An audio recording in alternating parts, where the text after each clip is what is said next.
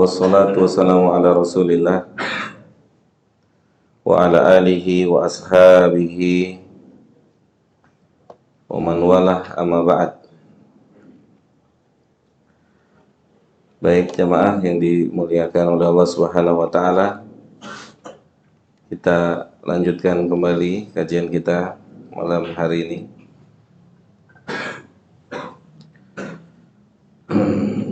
Jadi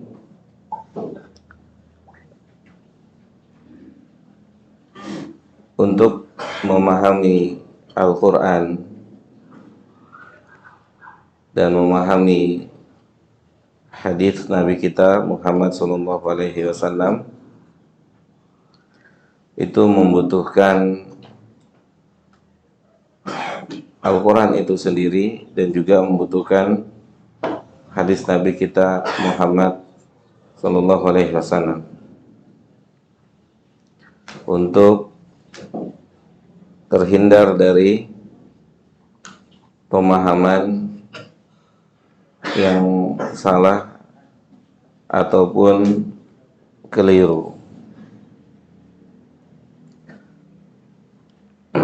Sekarang kita ambil contoh berikutnya yang pada akhirnya menjadi sekte yang ada di dalam Islam, yang Allah sebutkan atau dasarnya firman Allah dalam surah Al-Hijr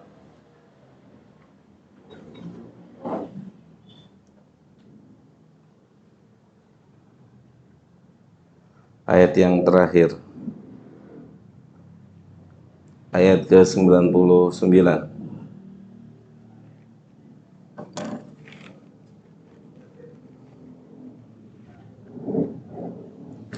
Allah Ta'ala berfirman,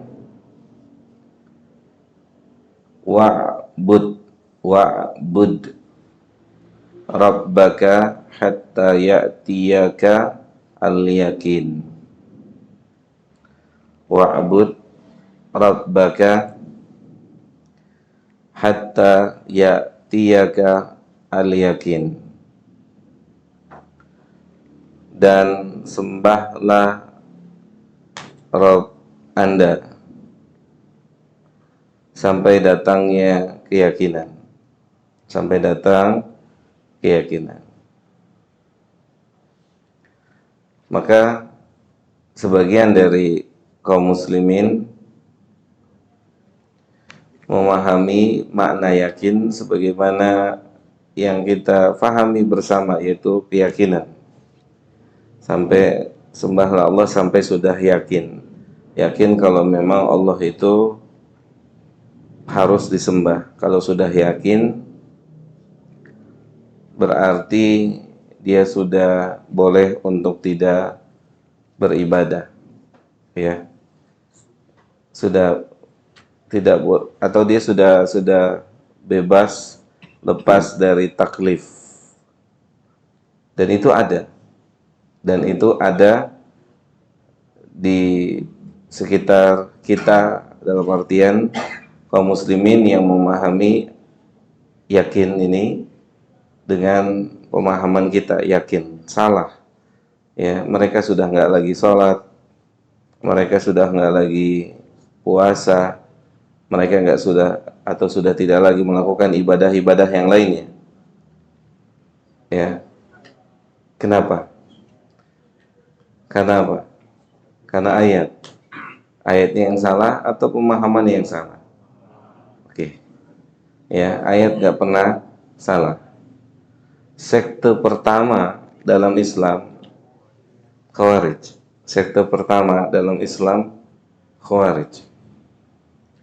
Pun dalam mengkafirkan pemerintahan Ali bin Abi Thalib dengan ayat. Innal hukmu illa lillah.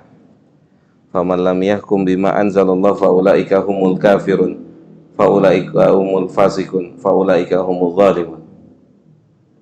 Dengan ayat mereka kafirkan Ali bin Abi Thalib. Dengan ayat. Apa respon dari Ali terhadap sikap orang Khawarij yang mengkafirkannya? Ya, sikap Khawarij yang mengkafirkan Ali bin Abi Thalib. Sekte pertama, mirip-mirip dengan Ahlus Sunnah, Khawarij. Mereka hidup tidak jauh dari zamannya Nabi. Mereka hidup atau keluarnya mereka itu tidak jauh dari zamannya Nabi SAW masih hidup. Mirip-mirip. Ya, tapi mereka dikatakan oleh Nabi anjing-anjing neraka. Hah? Apa yang dikatakan oleh Ali? Bagaimana respon Ali? Ali merespon mereka. Kata Ali bin Abi Thalib kepada mereka apa? Kalimatu haqqin urida biha batil. Kalimatu haqqin urida biha batil. Ayat Al-Quran tidak diragukan lagi kebenarannya, dia turun dari Allah. Harus diimani dia kalamullah, benar. Tidak diragukan. Ali tidak mengingkari kebenaran kalamullah, ketinggian kalamullah. Tapi Ali mengingkari apa? Pemahaman dari Al-Quran. Kalimatu haqqin urida biha batil. Kalimat yang hak, tapi kalian fahami secara batil.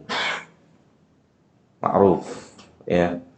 Ya, jadi enggak jaminan orang yang mengatasnamakan Al-Quran dan Sunnah, tapi dia sesat. Tapi dia menyimpang. Ya. Oleh karena itu dibutuhkan pemahaman para sahabat. Dibutuhkan pemahaman para sahabat radhiyallahu ta'ala anhum jami'an untuk memahami ayat, memahami hadis, untuk memahami agama ini. Tidak bisa kita berjalan sendiri.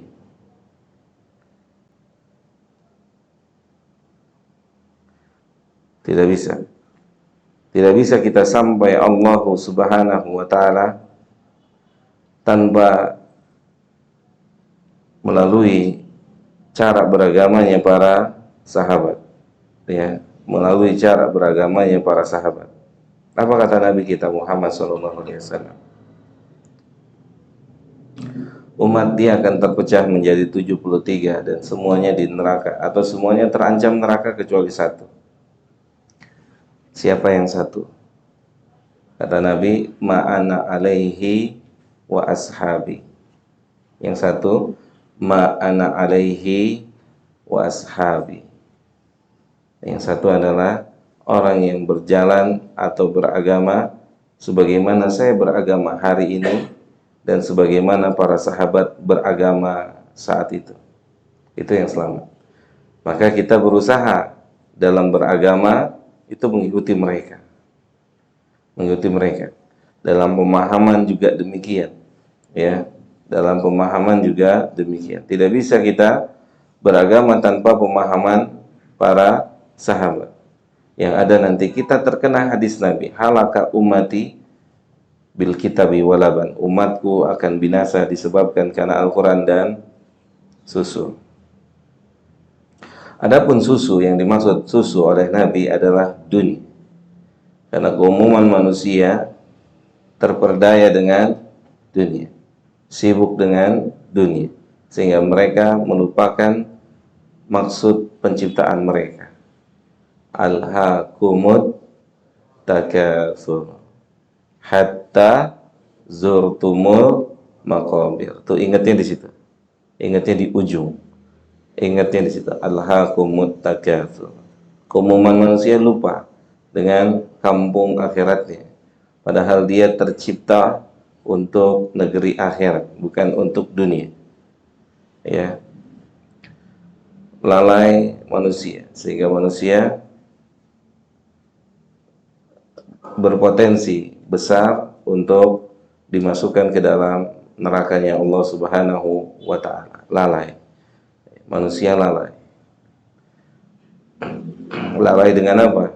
Dengan maksud penciptaannya. Manusia nggak mengerti. Manusia nggak paham. Allah punya maksud ciptakan kita ke sini. Makanya jamaah yang dimuliakan oleh Allah Subhanahu wa taala,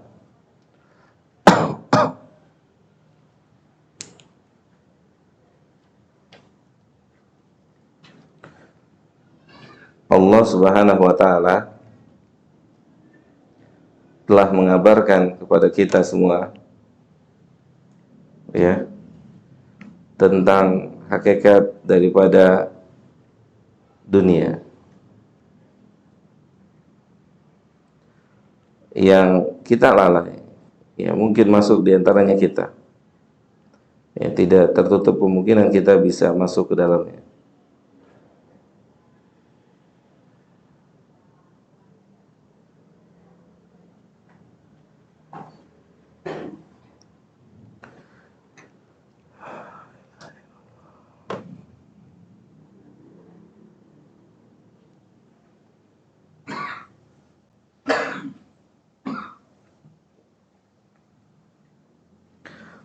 Ketika Allah Subhanahu wa taala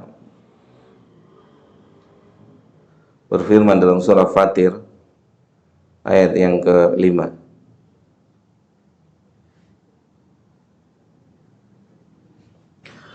ya ayuhan nas, wahai manusia. Kata Allah Subhanahu wa taala, wahai manusia, inna wa'dallahi haqqa, sesungguhnya janji Allah itu benar. Jadi untuk mendapat janji Allah itu butuh kesabaran, sabar. Ya, untuk mendapatkan janji Allah itu butuh kesabaran. Nggak bisa tanpa sabar, harus sabar. Ngaji seperti ini harus sabar. Antum ngantuk, letih, lapar, capek, sabar. Untuk janji Allah itu butuh seperti itu. Ya, butuh kesabaran. Inna wa'dallahi haqqa, yakin dibalik apa namanya pengajian ini ada kebaikan besar yang akan Allah tunaikan, yang akan Allah berikan nanti di hari kiamat. Sabar ya, di dalam ketaatan harus butuh kesabaran, di dalam meninggalkan maksiat harus sabar. Meninggalkan maksiat juga sebuah kenikmatan. Seorang mampu meninggalkan maksiat itu nikmat. Ya, seorang mampu bersabar terhadap takdir Allah itu nikmat. Allah bilangnya apa? Ya ayuhan nasu inna wa'dallahi haqqa. Sabar. Dengan kondisi dalam menggapai ridho Allah itu butuh sabar, butuh kesabaran. Gak bisa sesuai dengan mau kita. Sabar. Ya. Sampai Allah mengatakan fala tagurrannakumul hayatud dunya wala yagurrannakum billahil gharur. Kata Allah Subhanahu wa taala, jangan sampai antum gak sabar, ketipu sama dunia. Dunia itu sifatnya menipu. Ya, dunia itu sifatnya menipu. Jangan ketipu. Dia memang dunia itu menawarkan kenikmatan yang segera. Kenikmatan yang segera. Jangan sampai kita tertipu. Jangan sampai kita ketipu. Allah ingatin kita. Memang konsepnya gini, konsepnya sabar itu pahit. Pahit, sabar itu kata para ulama dia pahit. Ya. Sabar itu pahit. Tapi hakikatnya lebih manis daripada madu. Kalau berhasil. Antum lihat firman Allah dalam surah Az-Zumar ayat ke-10.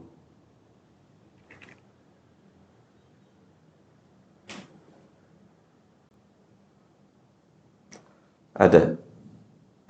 Apa kata Allah dalam surah Az-Zumar? Hah?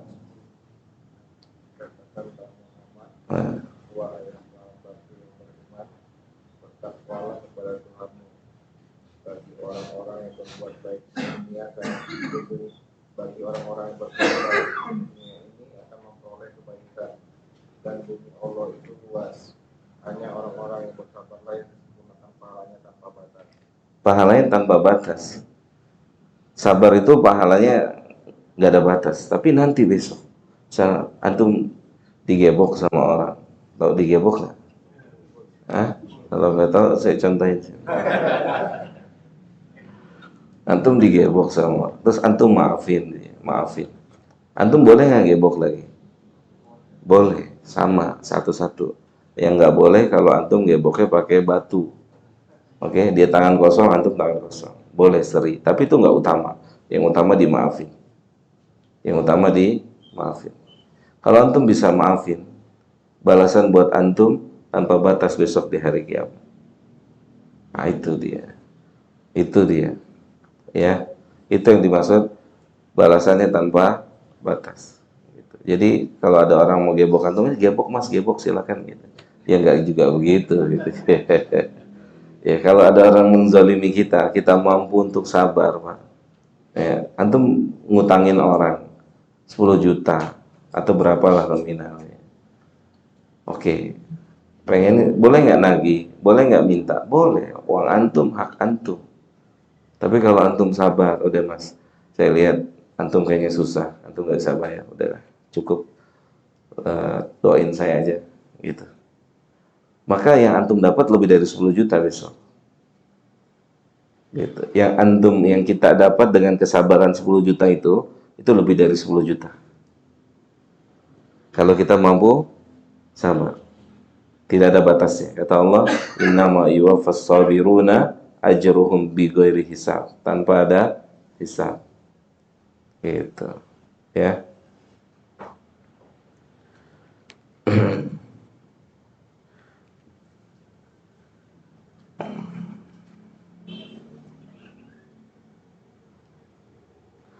Jadi itulah sifat yang dimaksud dengan laban.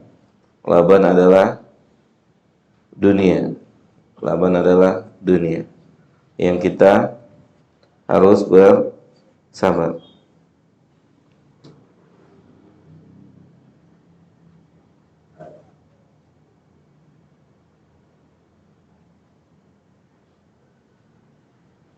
Lihat firman Allah dalam surah Ibrahim ayat 22.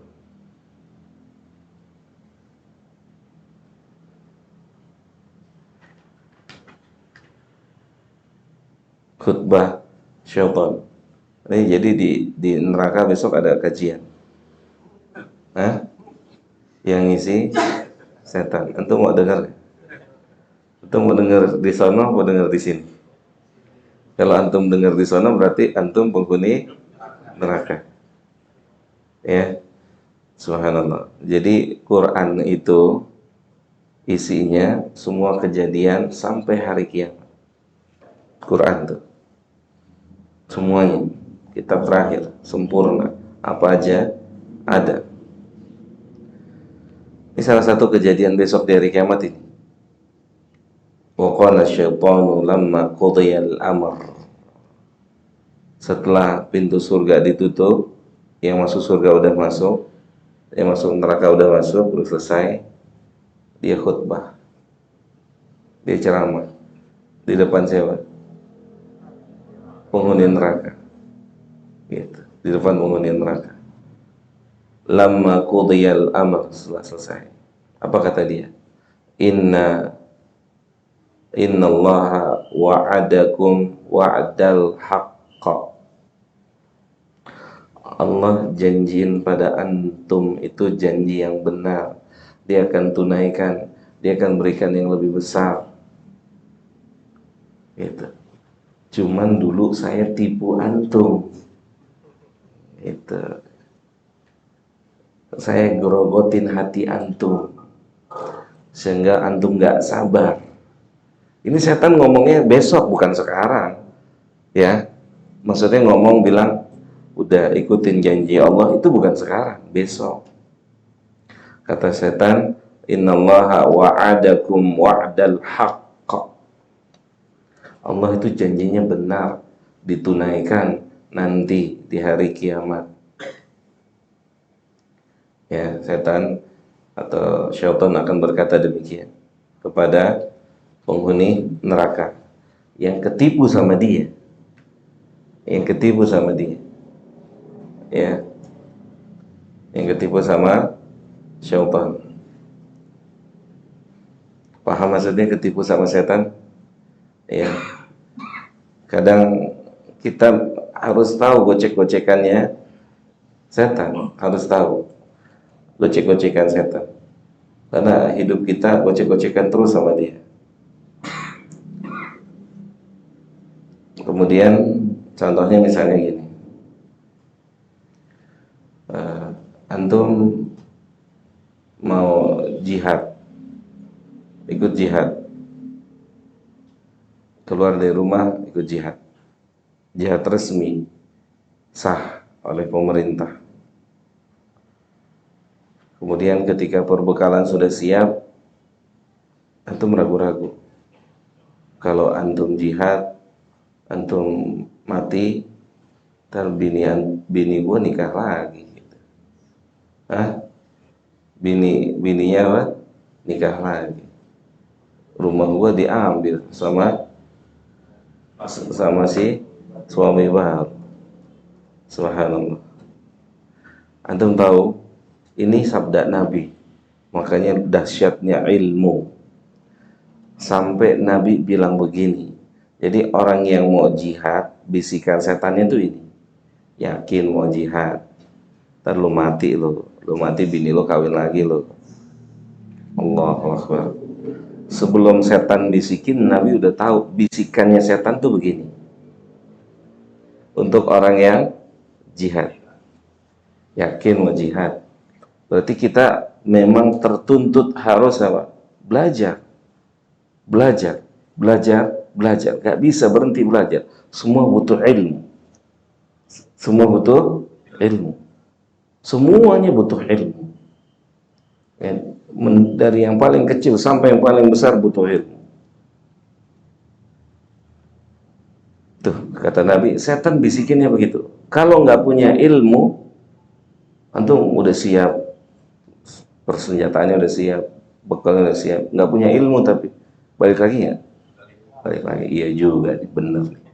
Ya, nasihatnya bener. Kan bener, kayak dia nasihatin Adam kan bener tuh.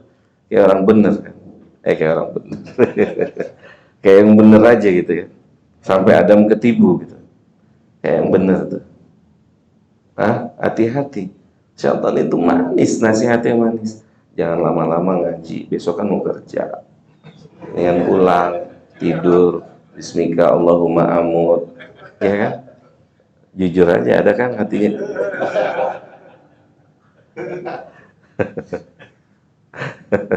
Setan itu Masya Allah.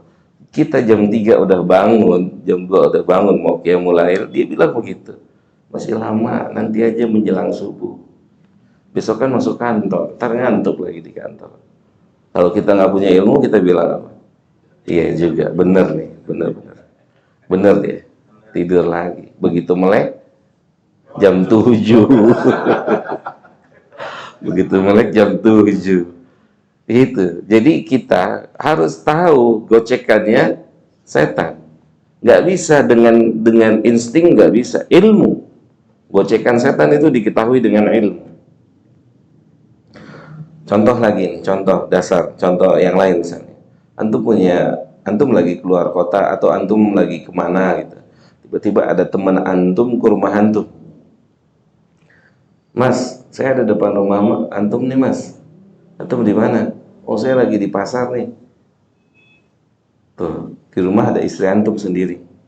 Kalau antum nggak punya ilmu, masuk aja tuh ada bini ada yang di dalam. Ya, begitu kan kebiasaannya kan? Masuk aja, ntar anda telepon bini gue ya. Yang di luar ada teman aku tuh yang tolong bukain pagernya tuh. Nah lu. Itu keumuman kita tuh. Sahih enggak? Padahal Nabi bilang 2 orang, ya laki dan perempuan berdua, ketiganya setan. Yang tepat gimana? Ya udah lu tungguin aja sampai gue datang, kan gitu. Paling dia bilang apa? Tega amat lu. Gitu kan? Enggak apa-apa, ini kan syariat. Ini syariat bro. Lu tunggu aja tuh di warung kopi di situ, pesan kopi ntar gue yang bayar. Gitu. Makan Indomie di situ, bilang aja gue wis. Kalau antum itu ujian, itu ujian. Kalau antum nggak punya ilmu, masuk aja. Tapi ini gue bukain. Nah lu nggak punya ilmu, begitu jawabnya. Hidup kita ini semuanya isinya ujian, harus punya ilmu, gitu. Ya dan seterusnya.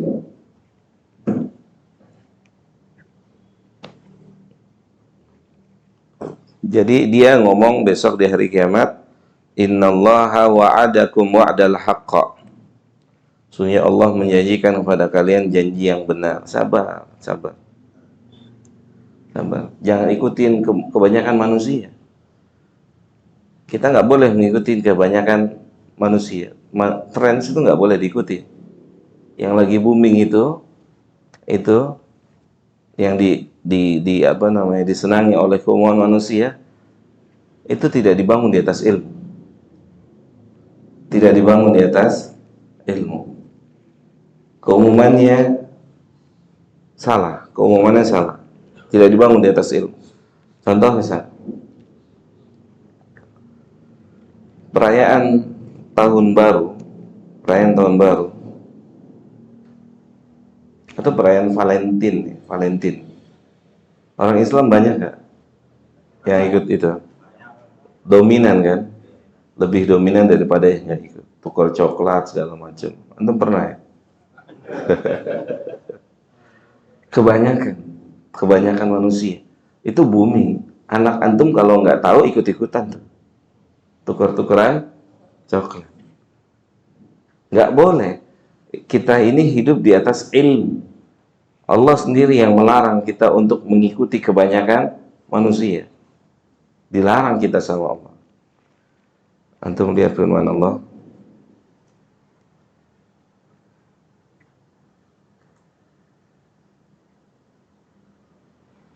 Dalam surah Al-An'am ayat 116.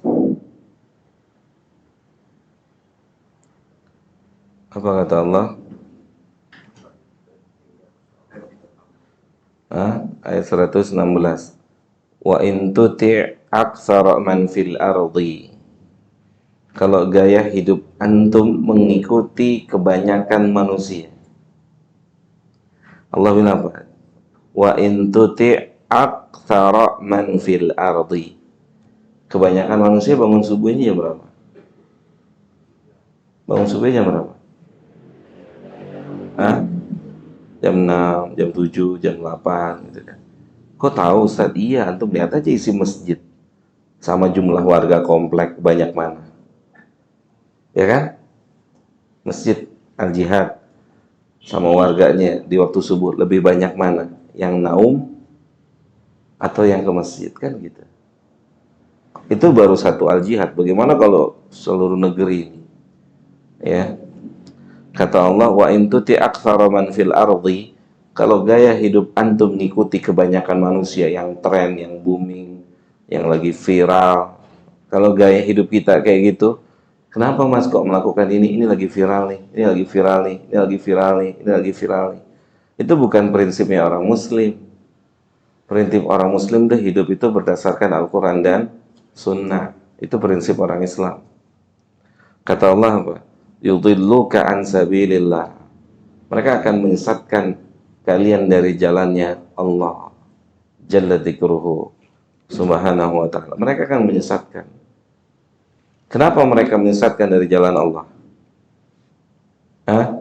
Kata Allah apa? Iyattabi'una illa dhann. Karena mereka melakukan apa yang mereka lakukan itu dasarnya apa? Prasangka, bukan ilmu. Antum punya ilmu, antum sudah ngaji, jangan melakukan sesuatu berdasarkan prasangka, berdasarkan ilmu. Semua dibangun di atas ilmu, bukan prasangka. Keumuman manusia melakukan sesuatu itu dibangunnya di atas prasangka. Allah yang bilang, iyattabi'una illa dhann. Mereka keumumannya mengikuti prasangka. Itu. Bukan di atas ilmu. Wa inhum illa yakhrusun. Ya.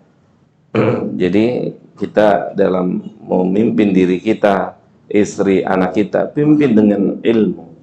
Pimpin dengan ilmu. Ya bukan lihat apa namanya? keumuman manusia melakukan apa enggak, tapi lihat dengan ilmu. Semua itu, atau kita pimpin diri kita dengan ilmu. Khutbahnya Syaitan mau dilanjutin ya? Hah? Lanjut ya? Antum mau dengar di sini apa di sana aja? Kalau di sana berarti di mana? Di neraka kan?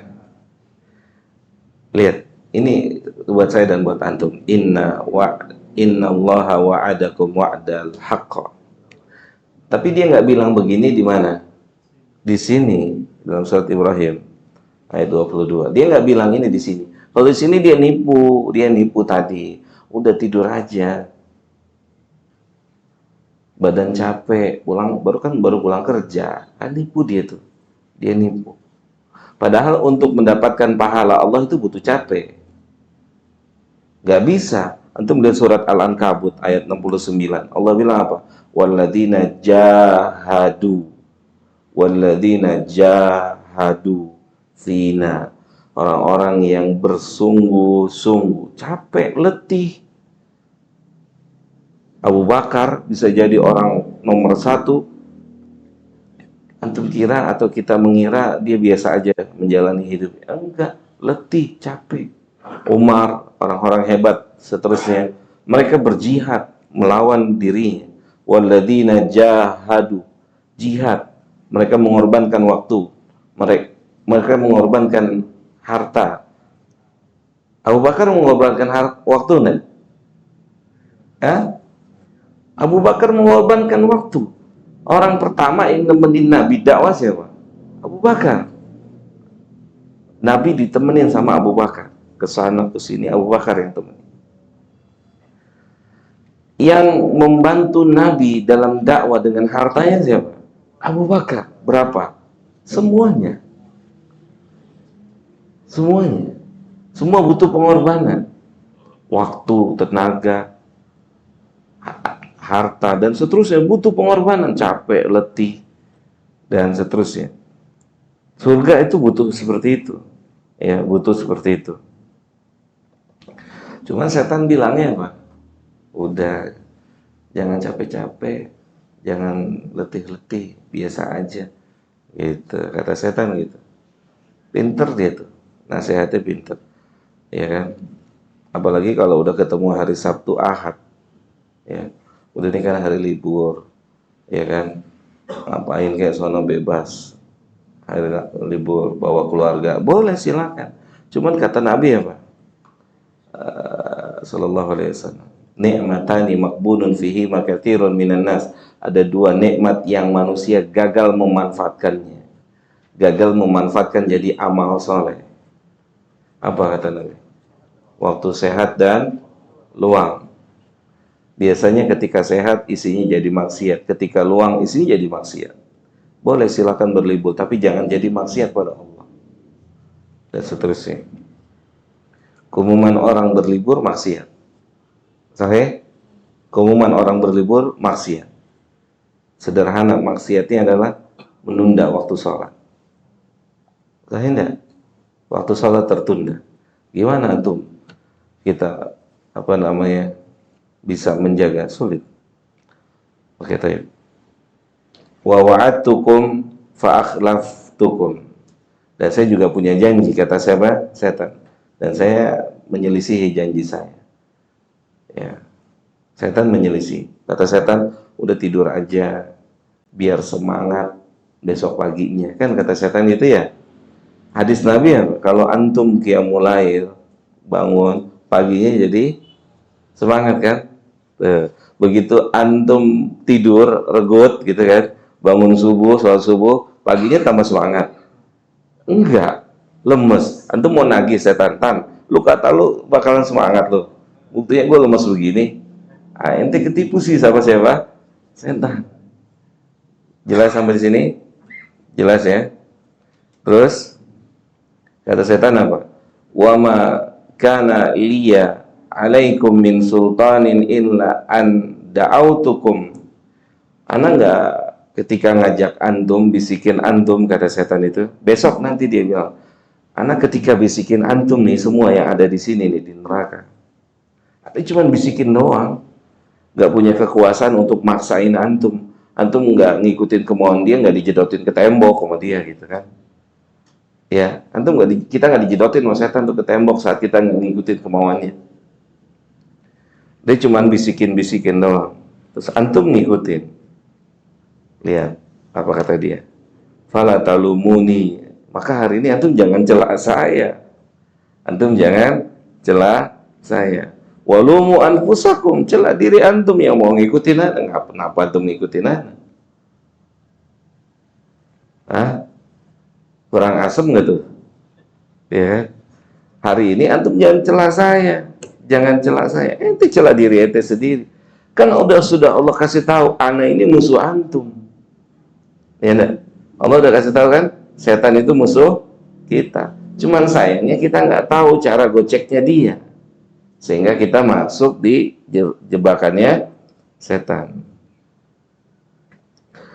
Ma'ana bimusrikhikum wa ma antum bimusrikhiyya. Ana nggak bisa tolong antum, antum nggak bisa tolong saya. Kita semua udah rasain aja nih hukuman ini. Sama-sama nggak bisa menolong. Inni kafartu bima asyraktumuni min qabl. Inna dhalimina lahum adzabun alim. Terus setan mengingkari apa yang kita lakukan dulu saat kita mengikuti setan, laknatullah alaihi. Baik.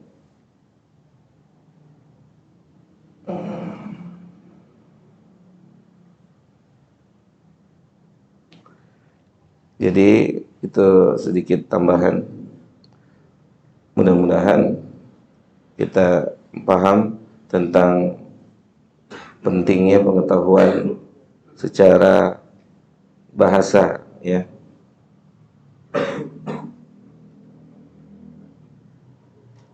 Pentingnya pengertian secara bahasa.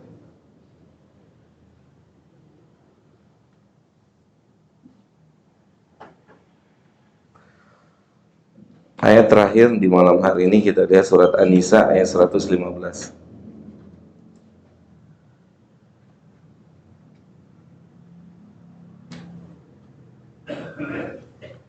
Surat An-Nisa ayat 115. Kata Allah, "Wa may yushakkikir rasula", siapa yang benci, gak suka, menolak apa yang dibawa oleh Rasul sallallahu alaihi wasallam, min ba'di ma tabayyana lahu, setelah jelas, setelah diberikan penjelasan terang benderang kalau yang dibawa oleh Rasul itu adalah kebenaran. Lihat nih jamaah, ayat ini agung, besar. Kata Nabi, kata Allah, kata Allah, waman, siapa saja, laki-laki atau perempuan, yang menolak ajarannya Rasul. Ada lafaz mim ba'di ma tabayyana lahul huda. Mim ba'di ma tabayyana lahul huda. Antum lihat di sini. Lafaz ini digaris bawahi oleh para ulama. Kalau menyampaikan ilmu itu harus ahlul ilmu untuk memberikan bayan, bukan sekedar dia hafal ayat ataupun hadis. Karena ayat dan hadis butuh penjelasan, butuh syarah. Di sini Allah mengatakan ma tabayyana lahul huda. Setelah orang mendapatkan keterangan, misal ada orang ragu tentang kebenaran sabda Nabi, orang itu akan bertanya gini, saya sampaikan kata saya kepada antum, saya lihat antum makan pakai tangan kiri. Kata saya, mas, nggak boleh antum makan tangan kiri, makan pakai tangan kiri nggak boleh. Nabi melarang.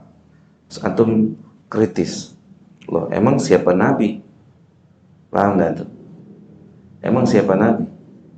Tangan-tangan saya apa urusannya Nabi? Oke? Antum nggak bisa jawab, mati, skak. Kalau antum ahlul ilmu, antum bisa jawab. Nabi utusan Allah. Allah sebut dalam Al-Quran, wa may yuti'ir rasula faqad ata Allah. Oke. Oke deh. Antum sampaikan ayat itu. Dia tanya lagi, sejauh mana Nabi harus diikuti? Sedih. Apa aja? Apa hanya dalam ibadah, muamalah, akidah, atau semuanya harus diikuti? Paham nggak maksudnya? Jelas nggak? Saya ulang ya. Ngantuk sih. Terus jangan ngantuk. Saya ulang. Lihat nih, kata Allah Subhanahu wa ta'ala, sampai mata bayyana lahul huda. Ana bilang sama antum, Mas jangan makan pakai tangan kiri. Dia kritis. Kenapa? Tangan-tangan saya ada nggak yang begitu? Ada nggak? Ada. Tangan-tangan saya, apa urusan Anda? Gitu. Tangan-tangan saya, apa urusan Anda? Oh, saya orang Islam. Islam begini. Ayatnya ini. Kata Nabi SAW, wa'mur bil ma'ruf. Kata Allah Subhanahu wa ta'ala, wa'mur bil ma'ruf. Beramar ma'ruf nahi mungkar. Diperintahkan. Dan saya menjalankan firman Allah. Terus Nabi melarang. Terus apa urusannya Nabi? Ngelarang saya makan tangan kiri. Dibawa. Antum ahlul ilmu, antum bisa jelasin lagi. Paham? Antum bisa menjelaskan. Qala Rasulullah SAW. Gitu. Emang kita harus mengikuti Nabi? Langsung aja ke Allah. Nggak ada urusan sama Nabi. Oke? Nggak ada urusan sama Nabi. Allah, kata Allah apa? Uda'uni astajib lakum. Berdoalah padaku, maka aku akan kabulkan. Artinya apa? Berarti kita bisa langsung pada Allah. Takluk. Ya kan? Kalau antum nggak punya ilmu, keder antum. Keder. Makanya ilmu itu harus orang-orang yang punya ilmu, yang menyampaikan ilmu, dia harus menguasai ilmu. Dia harus menguasai ilmu.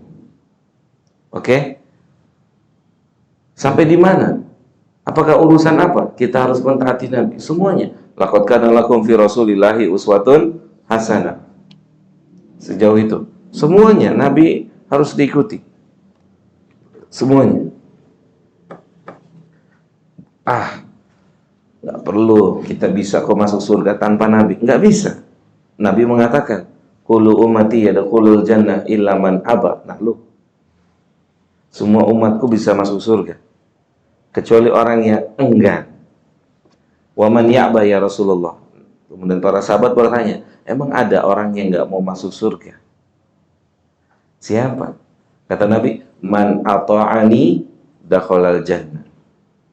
Kalau siapa yang mau taat sama saya masuk surga. Berarti kalau antum nggak mau taat sama Rasul, antum nggak mungkin bisa masuk surga abadan. Paham? Gitu. Makanya di sini kata Allah apa? Ma tabayyana lahul huda. Sampai jelas petunjuk itu. Sehingga apa? Sehingga orang itu bisa dijatuhkan hukum. Syubhat sudah terangkat di atas kepalanya. Syubhat sudah terangkat di atas kepalanya. Baru telah bisa dijatuhkan hukum.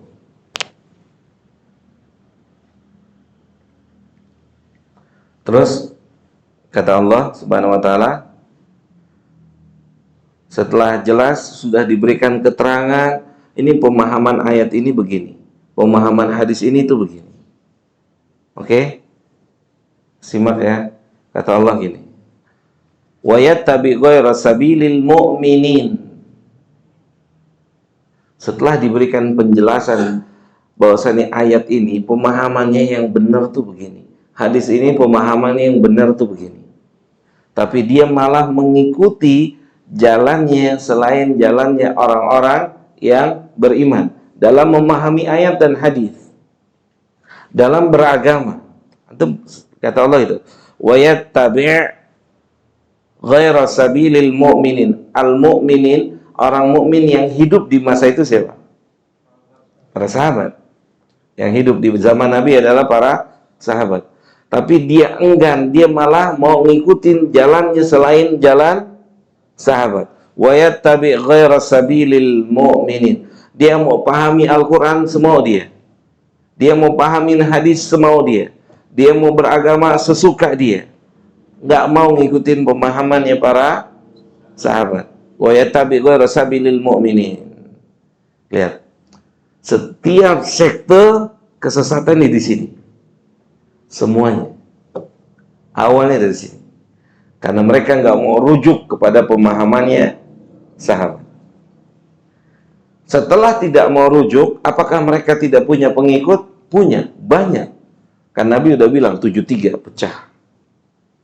Kemudian kata Allah Subhanahu wa taala, nuwalihi ma tawalla. Saya biarin aja dia berjalan dengan pemahamannya itu, dibiarin sama Allah. Dibiarkan. Tetap ada pemahaman surat Al-Hijr ayat terakhir, hatta ya'tiyakal yakin, tetap ada sampai hari ini. Yang sudah yang kalau sholat Jumat di Mekah ada ya, Pak, kok Bapak nggak sholat Jumat? Oh, saya sholat Jumatnya beda, saya di Mekah itu. Padahal tinggal di Japos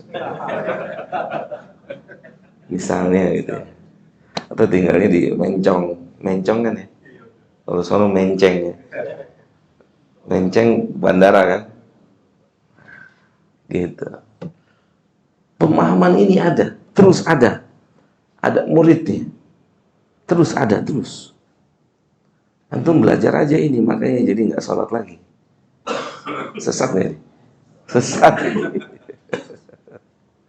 Jelas ya? Kata Allah Subhanahu wa taala, nuwallihi ma tawalla. Saya biarin aja dia berjalan dengan kesesatannya. Dibiarin sama Allah.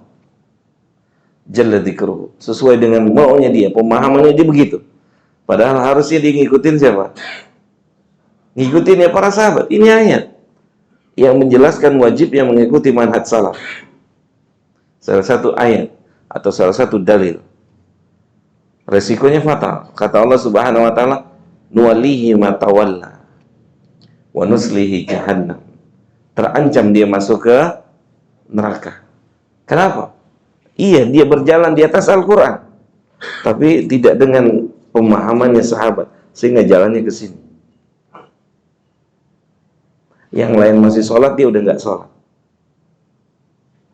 Oke? Jelas? Begitu. Harus dia berjalan sini. Semuanya sumbernya sama, Al-Quran, Sunnah. Jalannya beda.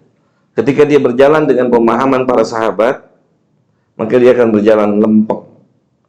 Ketika dia mulai belajar sendiri dengan pemahaman sendiri, maka dia akan melebar. Jadilah firqah-firqah. Mafhum sampai sini? Inilah pentingnya memahami secara bahasa dan syariat. Semoga ada manfaatnya buat saya dan buat kita semua. Ada yang mau tanya, silakan. Kalau ada yang mau tanya, silakan.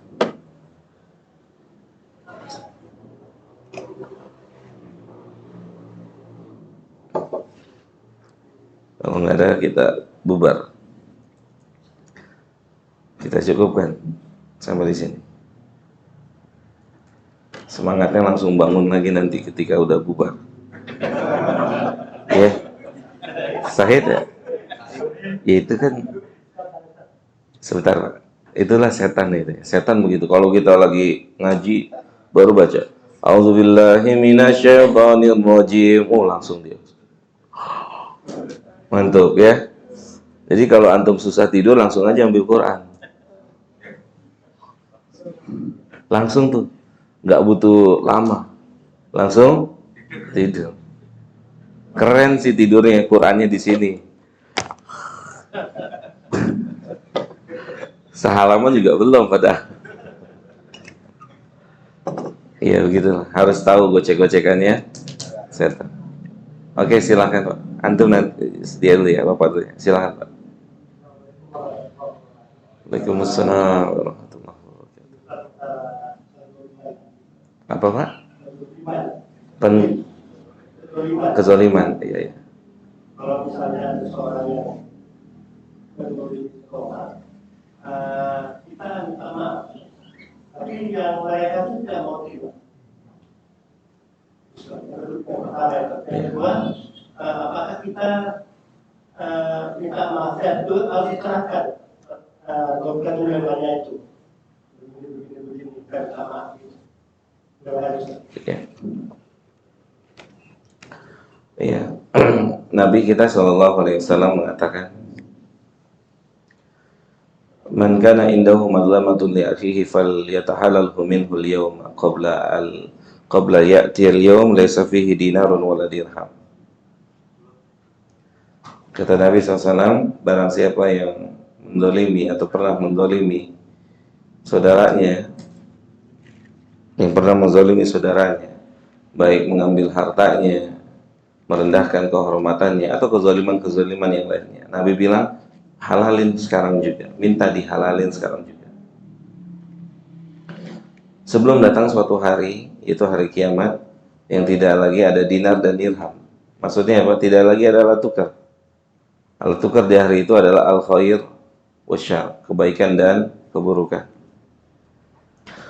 Maka kita yang pernah menzalimi, siapapun yang pernah kita zalimi, hendaknya kita mengindahkan hadis ini. Kita cari orangnya, kita minta maaf, kita tulus, dan seterusnya. Jujur, kita salah, sampaikan kita salah, kita punya kesalahan sama antum begini, sampaikan kita salah. Gak ada masalah. Kemudian pertanyaannya, pihak yang terzalimi tidak mau memaafkan, gitu ya. Pihak yang terzalimi tidak mau memaafkan. Maka bagaimana nasib kita besok saat ketemu Allah Subhanahu wa ta'ala? Ketika kita jujur, memang kita minta maaf dan kita mau memperbaiki, maka urusannya diserahkan pada Allah Subhanahu wa ta'ala. Allah akan bereskan nanti di hari kiamat. Mana bukti? Buktinya adalah seorang pembunuh 100 orang, dia bertobat, tobatan nasuha. Harusnya nggak diterima tobatnya. Harus dipulangin dulu nyawanya. Iya enggak? Dia kan udah hilangin nyawa orang 100 kan ya. Zalim kan. Seharusnya kan kezaliman sama orang lain memulangkan hak orang lain kan. Tapi kan nggak mungkin dia pulangin nyawa. Nggak bisa nih. Diterima nggak tobatnya sama Allah? Diterima. Jadi poinnya itu Pak. Kalau kita benar sungguh-sungguh minta maaf atas kezaliman kita, nggak main-main, kita ngaku salah, dia nggak maafin, Allah maafin kita. Urusan dia nanti sama Allah. Jelas? Mafhum? Buktinya ini. Seharusnya 100 orang yang dibunuh ini diberikan haknya semua. Tapi dimaafkan sama Allah. Kenapa? Kesungguhan dia bertobat. Dia sungguh-sungguh bertobat. Kata ahlul ilmu, setelah orang kedua yang ditanya sama dia, apakah saya masih bisa bertobat? Ahlul ilmu bilang apa? Bisa. Apa yang nggak bisa? Bisa. Dosa apa yang nggak diampuni sama Allah? Diampuni semuanya. Selama orang itu masih hidup dan mau bertobat, diampuni sama Allah. Apa yang nggak mungkin? Kapan tobat itu ditutup? Ketika matahari terbit dari Oke. Yang kedua kata Nabi, ketika nyawa orang sudah di sini, tobat nggak bisa. Siapapun pelaku dosa, apapun dosanya, besar kecil, kalau dia bertobat, kalau dia minta ampun, Allah ampuni. Hatta kezaliman pada orang lain. Selama dia berusaha untuk apa? Menyelesaikan kezalimannya itu. Pihak lain nggak mau terima. Dia nggak terima. Allah terima. Buktinya 100 orang yang dibunuh. Dia diterima oleh Allah Subhanahu wa ta'ala tobatnya. Jelas Pak? Jadi kita terus terang. Kata yang bersangkutan. Misalnya kita ada seorang yang mendolimi perselingkuhan dengan istri orang. Bagaimana kita harus terang ke suaminya? Oke. Ini pertanyaannya terperinci ini, ya kan? Kalau tadi kan kezaliman secara umum. Jadi bini orang pernah dia sikat gitu ya. Ya contoh lah ya Pak ya. Kezaliman, bini orang pernah dia hajar sama dia. Atau nggak usah bini orang deh Pak. Seorang perempuan sudah nggak perawan. Atau seorang perempuan yang sudah dia nggak perawan mau nikah, oke? Apakah dia harus jujur dan seterusnya? Maka para ulama berbeda pendapat dalam hal ini. Ketika sang perempuan ini hamil, ya harus jujur, sampaikan. Karena efeknya ke anak nanti terus. Hamil. Ketika tidak sampai hamil, maka bertobat dengan tobatan nasuha. Bertobat dengan tobatan nasuha. Karena mudarat ketika dia sampaikan tentang perzinahannya itu lebih besar. Hancurnya rumah tangga dia. Dan hancur rumah tangga seseorang lebih disukai oleh setan. Jelas Pak? Oh, si pihak yang punya pasangan yang berzina terus tobatan nasuha. Yang pihak lain yang melakukan dengan pihak yang sudah berkeluarga ini harus tobatan nasuha. Gitu Pak. Jadi dilihat pakai kaidah usul, ya, pakai kaidah usul. Kata Ali bin Abi Thalib saat ngejar perempuan yang bawa surat dari Hatib bin Abi Balta'ah. Surat rahasia Nabi dibawa, kata Nabi kepada Ali, kejar, tangkep, bawa sini. Perempuan itu nggak mau kasih suratnya, surat rahasia. Nabi dibocorin kepada penduduk Mekah. Diperiksa sama Ali, mana suratnya? Sini kasih saya. Perempuan itu nggak mau kasih. Nggak kasih, saya telanjangin itu. Kata Ali gitu. Kalau nggak mau kasih, saya telanjangin. Pertanyaannya, kalau perempuan itu tidak kasih, apakah perempuan itu boleh ditelanjangin atau tidak? Ini ditanya oleh Syekh Utsman Khamis, hafizahullah, beberapa waktu yang lalu ketika kita daurah di Malang. Gitu. Jawab, telanjangin. Kenapa? Karena mudaratnya ketika surat itu sampai ke sana lebih besar dari mudarat sang wanita yang ditelanjangin pakaian. Mudaratnya hanya untuk dia sendiri, tapi ketika surat itu sampai ke sana, mudaratnya jadinya kita perang. Paham? Jadi perang antara Nabi dengan penduduk Mekah. Jelas sampai sini jawab? Jadi semua ditimbang, mana lebih besar mudaratnya. Tobat dengan tobatan nasuha pada Allah Subhanahu wa ta'ala. Dahulu Pak, ada orang datang ke tempat saya Pak, bilang dia berzina, dia bawa anak gitu kan. Dia bilang saya habis berzina, ini anaknya, ini hasil perzinahan kami, ini anaknya. Apa yang harus kami lakukan? Gitu. Apakah kami perlu dirajam? Enggak, karena nggak ada hukum rajam di negeri ini. Antum bertobat, tobatan nasuha. Kemudian saya pun tanya sama Syekh ketika di kampus, tanya, gimana Syekh jika seorang berzina atau melakukan satu perbuatan dosa zina yang hukumnya nggak rajam, apakah perlu dia iktiraf, mengakui perbuatannya sebagaimana seorang mengakui perbuatannya di zaman Nabi? Oke? Kata Syekh, nggak perlu, bertobat, tobatan nasuha. Bertobat dengan tobatan nasuha, minta ampun sama Allah. Itu minta ampun, sesali perbuatan dengan sungguh-sungguh. Mafhum Pak ya? Jelas ya Pak ya? Gitu. Allah Ta'ala a'lam. Jadi tanya. Waalaikumsalam warahmatullahi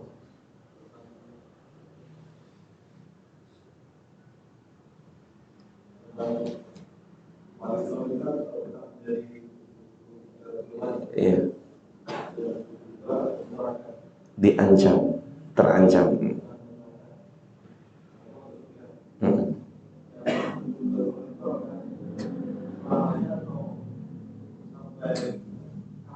Enggak, karena Muslim nggak ada yang selamanya di neraka. Cuman apakah antum mau mampir? Nah, gitu. Oke, jangan-jangan antum mau pikir adalah nggak apa-apa masuk 72, masuk surga juga kan akhirnya gitu.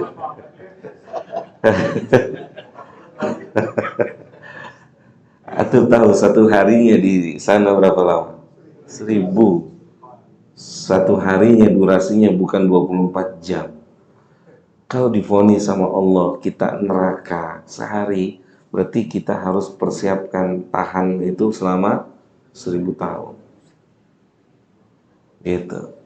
Makanya kenapa kita ngaji sampai malam, kenapa kita sholat qiyamul lail dan seterusnya. Untuk itu, biar kita bisa masuk surga tanpa azab, tanpa hisab. Gak main-main. Neraka itu gak main-main. Allah ingetinnya apa? Ya ayyuhalladzina amanu qu anfusakum wa ahlikum nar, tuh diingetin. Sama Allah diingetin, jangan sampai masuk neraka, jangan sampai mampir. Walaupun mampir jangan sampai gitu. Antum punya cita-cita mampir ya? Enggak ya? Tapi wallahi ini doktrin kita. Saya pribadi, Anda nggak tahu antum. Dari kecil itu sudah didoktrin. Orang Islam semuanya masuk neraka dulu baru ke surga. Saya enggak? Antum didoktrin itu batil ini. Ini batil. Sehingga apa? Membuat kita jadi nggak semangat beramal. Padahal ada kesempatan masuk langsung. Ada enggak? Ada. Ada kesempatan masuk langsung. Para sahabat udah tanya, bagaimana caranya langsung? Kita harus cari tahu. Tapi kita dididik dari kecil apa? Semua orang Islam harus dicuci dulu di neraka, baru bisa masuk ke surga. Antum mau ini? Ternyata setelah kita belajar agama, ada orang Islam yang masuk surga tanpa adab, tanpa hisab, langsung. Nah itu, makanya kenapa kita ngaji, kenapa kita qiyamul lail, kenapa kita puasa sunnah, kenapa kita begini begitu. Untuk itu, untuk langsung kemana? Surga. Jelas ya? Ada lagi? Satu lagi Pak. Atum udah dilihatin orang banyak nih. Orang banyak sudah mau istirahat. Amal kita nanti kan di jalan kan ditimbang mana yang baik maupun yang jelek. Kalau kita dosa-dosa yang itu tadi sebelumnya sudah bertobat, apa masih ada bukan yang sudah dirinya? Iya. Terima kasih.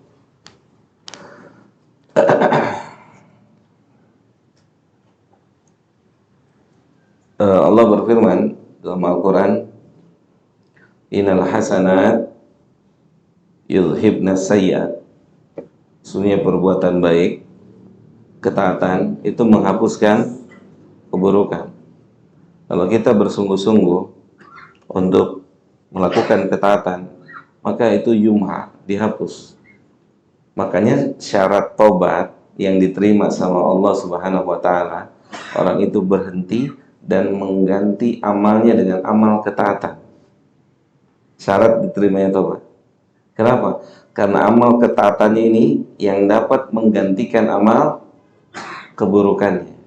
Kalau kita bertobat dengan taubatan nasuha, itu istimewanya agama ini. Abdullah atau ada seorang sahabat yang mau masuk Islam, Pak. Tapi dia bikin syarat sama Nabi, "Ana mau masuk Islam. Tapi Anda mau dosa Anda diampuni." Tahu nggak?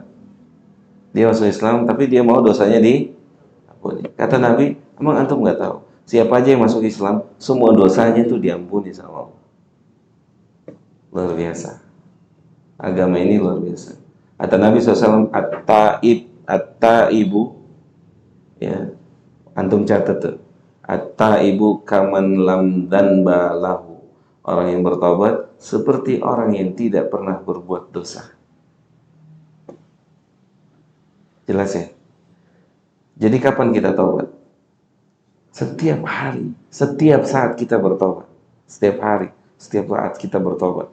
Karena Nabi kita setiap hari bertobat. Sahih? Astagfirullah, astagfirullah, astagfirullah wa atubu ilaih. Kita nggak tahu kapan ditutup usia kita. Itu Pak. In at-taib kaman lam dzanba lahu. Orang yang bertobat dengan tobatan nasuha seperti orang yang tidak berdosa. Semoga tobat kita dianggap seperti ini oleh Allah. Jelas Pak ya? Kalau tobatnya diterima, maka keburukannya terhapus. Paham? Tapi kalau kita tidak bertobat sama Allah, ya itu ditimbang. Keburukan dan kebaikan kita ditimbang. Kalau kita nggak tobat, paham jemaah? Kalau kita nggak tobat, itu keburukan masih ada, maka akan ditimbang dengan kebaikan. Kata Aisyah, siapa yang akan Allah timbang, siapa yang akan Allah ajak bicara, pasti binasa. Pasti. Aisyah berkata demikian. Nabi Muhammad SAW berkata demikian. Siapa yang diajak bicara sama Allah, man husiba ukib. Siapa yang dihisab, siapa yang ditimbang, dia pasti celaka. Pasti dia celaka. Jelas Pak? Semoga tobat kita menjadi tobat yang diterima oleh Allah. Kalau tobat kita diterima sama Allah, berarti kita menghadap Allah, dosa kita tidak ada. Tetapi Allah akan perlihatkan perbuatan kita kepada kita. Antum pernah begini, begini, begini, dan kata Allah apa? Satartuka fid dunya. Saya tutup dosa itu dulu di dunia. Dan saya ampuni hari ini. Allahu Akbar. Jadi bukan kita semua tanpa dosa, kita semua punya dosa. Salaf kita bilang apa? Ketika dia dipuji, disanjung, dipuji, antum nggak tahu dosa saya. Kalau antum tahu dosa saya, antum nggak pernah puji saya. Itu salaf kita tuh Pak. Kalau dipuji, antum jangan puji saya. Antum nggak tahu dosa saya. Kalau antum tahu dosa saya, amit-amit antum puji saya. Nggak akan pernah antum puji saya. Itu kalau kita kan kalau dipuji, iya dong siapa dulu. Masuk surga belum tentu perai ya, gitu kan. Ya. Oke, cukup ya. Mudah-mudahan manfaat buat saya dan buat kita semua. Alhamdulillah segala puji milik Allah. Kita bersyukur telah diberikan nikmat oleh Allah sampai malam hari ini bisa melakukan kebaikan, ketaatan. Kita yakin jemaah, ya. Saya selalu ngajarin diri saya sendiri dan orang di sekitar saya, setelah mendapatkan nikmat, bersyukur sama Allah. Bersyukur.